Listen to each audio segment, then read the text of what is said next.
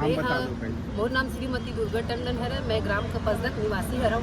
मोर गांव में अवैध शराब के इतना बिक्री होते कि आज मोर पति से लेकर मोर बच्चा तक है नशाखोरी के आदत होवत जाते। अगर एकर रोकथाम नहीं होही तो धीरे धीरे मोर आने वाला भविष्य, मोर खैर अभी जो भविष्य हो वो तो बिगड़ा थे दारू पी के। दारू कतना आदि हो गए कि छोटे से छोटे बच्चा मन हा जेल दारू और शराब का कहते, नशाखोरी का कहते, ओला जरा सी भी पता नहीं रही से।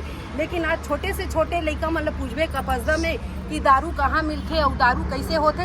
एक एक झन लड़का तुम लंगरी धर के दिखा दी कि दारू काकर घर मिलत है और कहाँ मिलते।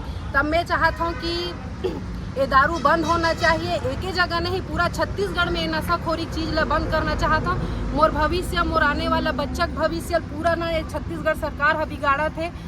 दारू भट्ठी ला बंद करना चाहिए। तो दारू लौ खोलवा के नान छोटे छोटे लड़का मन ला, गरीब से गरीब लड़का मन ला बर्बाद करना चाहत। ओला शिक्षा देवे ना, जेकर माँ बाप नहीं ते मन कहाँ पढ़ाही।